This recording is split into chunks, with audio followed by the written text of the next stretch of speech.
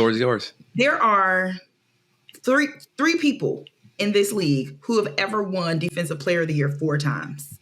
Dikembe Mutombo, Ben Wallace, and Rudy Gobert. Are we for real? You putting Rudy Gobert in the same conversation with Ben Wallace and Dikembe Mutombo? Hell, for that matter, Dwight Howard got 3 of them things. And regardless of what you feel or what you want to say about Dwight Howard, that man balled.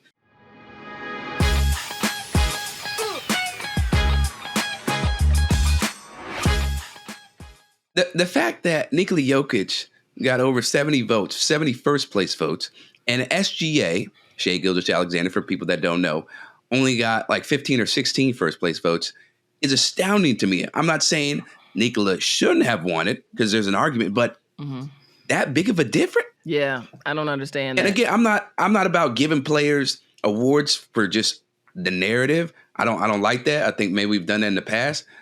But SGA was the most valuable player in the league this season. When you look at what he's able to do, creating for his guys, because he's the best shot creator on that team and able to facilitate. The fact that nobody expected them to be the number 1 seed, right? What are we doing? And then Rudy Gobert, great rim protector, but Victor Wembanyama, did we not watch the film all year? I know the Spurs were bad, but Victor's a better defender than Rudy Gobert, right? What you about to say? You in agreement? Well, I agree with you to the point that this subject almost pisses me off.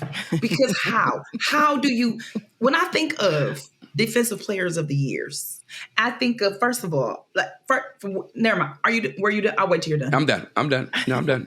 Floor is yours. There are three people in this league who have ever won Defensive Player of the Year 4 times. Dikembe Mutombo, Ben Wallace, and Rudy Gobert. Are we for real? You putting Rudy Gobert in the same conversation with Ben Wallace and Dikembe Mutombo? Hell, for that matter, Dwight Howard got 3 of them things. And regardless of what you feel or what you want to say about Dwight Howard, that man balled.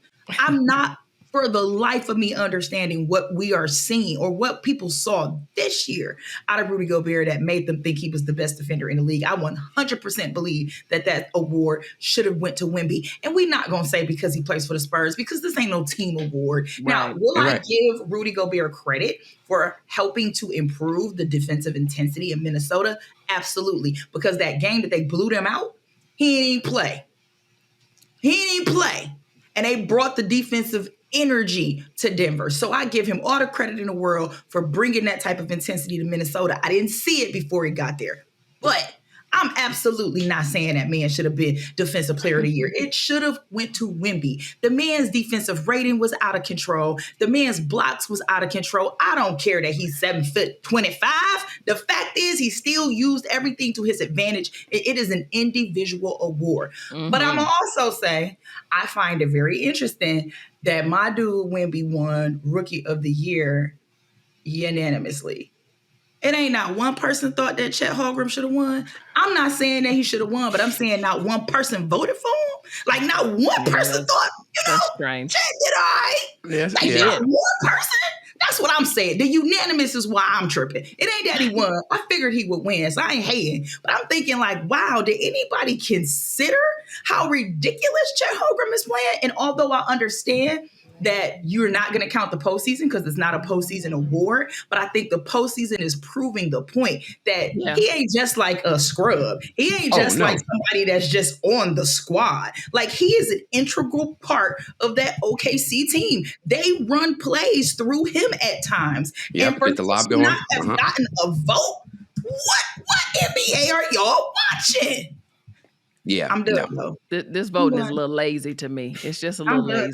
You know, I vote for for WNBA awards. I'm a member of the Pro Basketball Writers Association. Y'all need to let me get in on these NBA awards because I'm starting to feel away. I'm starting to feel like y'all dropping the ball somewhere. It's laziness. To me, it's let's just give it to Jokić again. Let's just give Rudy it. No, like to your point, Terrika, like what are you all watching? And for me, I know this has nothing to do with his actual stats. again, I have a lot of respect for Nikola Jokić. I think he is one of the greats. But the man don't even care about the award. He doesn't care anything about it. All he wants to do is just try to win real quick so he can go and be with his horses.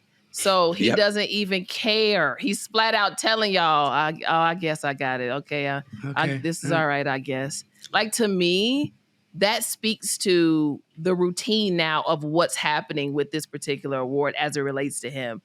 You are looking at SGA did something and still is doing something very special with OKC. Very special with a team that I would say at the beginning of the season, people did not think they were going to be the top seed in the West. How do you bypass, at least make it closer, to you all's point? But to me, that is a most valuable player. We're talking about the same conference, and they're number one in the same conference as Denver. Excuse me. I don't... Do you see what I'm saying? So you're taking a team for those people who say your MVP is the best player on the best team. This is what I'm saying. So to me, that's why it doesn't make sense when we look at his impact, when we look at not only his impact, but what his team has done collectively as a result of his impact. To me, he's the undisputed MVP, in my opinion. So I will agree with Shaq. And again, congratulations, obviously, to Rudy Gobert and Nikola Jokić. But I do think we're getting a little lazy with the voting, and I think we need to be more open-minded about who's actually deserving. Not who, over the years we just, okay, triple-double, we got to give it to him because of the stat line. No, like, if you have somebody like Jokić who's performing the way he performs, how's his team doing? Like, there has to be other extenuating factors that count for somebody getting voted for these particular awards. So SGA got robbed, point blank, period. Wemby got robbed, point blank, period. And hopefully next year's awards will turn out a little bit more in line with what we're actually seeing. Yeah. Because this year it didn't happen to some degree. Yeah. But congratulations. Somebody voted for Domantas Sabonis for Defensive Player of the Year, and I believe for MVP. That just speaks to the laziness. Look it up. Do we know the vote? Do we know who did it? We got to find out. Now, the NBA, don't they release their votes? Unlike the WNBA, they release their votes. We got to find out who that is. I don't think they released it yet. In the same boat as the person who voted Asia 4th. Y'all got to be in the same. Correct. That's just egregious. Egregious. It's clearly that voter has some loyalty to Sabonis, right? Because ain't nobody looking at him as MVP of the Kings or Defensive Player of the Year. You're just wasting a vote. You're wasting votes. Sad. It's wasting.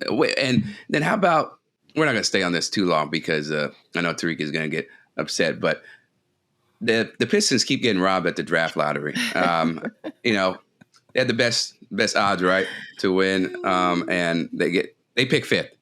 The Atlanta Hawks got number one. Anyway, what about this match, Chris? I'm trying to close my trauma, and you keep opening these. He is definitely he ripped the Band-Aid right off. He ripped the Band-Aid right off the bullet wound. We could have had like a Kay Cunningham, a Wembanyama, Apollo Bencaro. What with a Jaden Ivey and a Durant? Oh my God, we'd have been the new OKC. I'm convinced, but it's cool. Don't worry about us. Detroit versus everybody, including the NBA. Lord. Okay, all right. See what you started, Chris? That's what we do. That's what we do. We are used to the odds being stacked against it. I need y'all to make sure y'all clip this part right here and put some T Grizzly behind me, because I'm telling you, the city gonna put on, because y'all gonna quit doing us like this. Y'all gonna quit doing us like this. You got a black woman doing this. Are you happy now, Chris? The whole 7 Mile Are you happy now? It's all your fault. Just wait for it. Where Jamel at? Jamel, we gotta squat up because this is getting ridiculous. That's all I'm saying. Sound like DeMarcus Cousins out there. It's getting ridiculous. Oh man. Hey, speaking of ridiculous shit, the Mavs blew that game, right? Game 4. OKC was not playing well outside of SGA. I know Luka wasn't either. He was struggling. He's been hobbled. And the fact that SGA kept him in that game, just kept hitting tough floater shots from like almost behind the backboard. OKC may be young, but their superstars, they're different. You know what I'm saying? That's why we were talking about SGA as being the MVP. But who do you think is going to have the edge here, Sharí, when you look at the next few games, possibly? Kyrie, where were you? I missed you. When Kyrie does not do Kyrie, the Mavs don't have a chance in this regard. Luka is struggling. He's on and off as well. And I think just the level of defense they're throwing at him is throwing a little monkey wrench in what he's trying to do. But Kyrie, you're the guy. I know we talk about Luka. You are the X factor. If Kyrie Irving isn't showing up in the way that we all know he can, the Mavericks will lose. They are going to lose. This previous game, the combined points for Kyrie and Luka were literally abominable, a disgrace. It cannot happen. If they don't combine for a certain level of dominance, the Mavs do not stand a chance. I want to see the Mavs win this series. I like OKC, but just from a fan standpoint, I really want this for Kyrie in particular. I think, you know, what he's done over the course of this playoffs and what he's meant to this Mavs team since becoming a member is there's something to be said about that. And so I would love to see him be able to continue. But the reality is, if him and Luka cannot drive the car, I just don't see it happening for them. It's an exciting series. I'm enjoying watching it. But to your point, Chris, they blew it. Yeah. And interestingly enough, even the combo of Luka and Kyrie, yeah, they could have played better, but they still could have won the game. So then the question becomes, from a mental standpoint, what's not clicking for you all to be able to close the gap despite not playing well? We see teams do it all the time. And I think that's a leadership thing because we got your vets. You know how this goes. So wherever they got to fill those cracks wherever they are, or they're going to lose to a very talented and resilient OKC team. Period. Sorry. I would agree with you that Kyrie definitely has to be that person for Dallas. But I'm going to shift it here a little bit because it was certainly an inefficient night for Luka. I mean, he scored 18 points, but it was on 6 of 20 shooting. Mm-hmm. He went 2 of 9 for 3. He had 7 turnovers. Let that sink in. And then Kyrie, of course, as you mentioned, he just had 9 points. But I love the battle back from OKC. I am not an OKC fan per se, but I am a fan of the underdog. Yeah. I'm a fan of people really getting it who everyone just basically dismissed. And I think that was this OKC team. Despite coming into the postseason as the number 1 team in the West, it was this team is young. Mm-hmm. Despite sweeping your way through the first round, it was this team is still inexperienced. And coming up against a giant, should you say, in a Luka Doncic, in a Kyrie Irving, in a, PJ Washington, all of these people, they are still showing we are here for a reason. Yeah. Like, you are going to have to respect us whether you want to or not. And I think that is why I'm really pushing so hard for this team to continue to stop being inefficient at times, as in this game. Man, they were shooting horribly for majority of this game, but it took a person like SGA to come in the last quarter to really step up, to show why he's the superhero, why he is a superstar with a superstar performance. I love that. And most importantly, it all comes down to fundamentals, right? Because fundamental basketball could have won this game for the Mavs. Hit your free throws, bro. Hit the free throws. Right.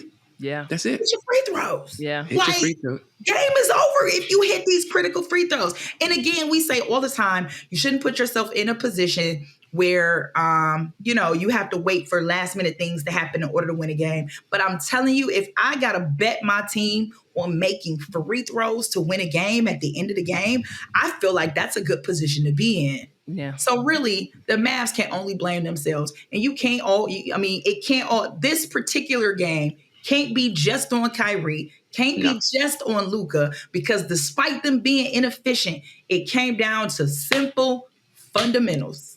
and you blew it. OKC shot 95% from the free throw line, right? And to your point, Terrika, how do you not take advantage of the Thunder shooting 26% from three and 38% from the field? That's ridiculous. You have to seize those opportunities, especially because Luka is not 100%, and even though he's a dog, he's going to fight. It will catch up to you at some point.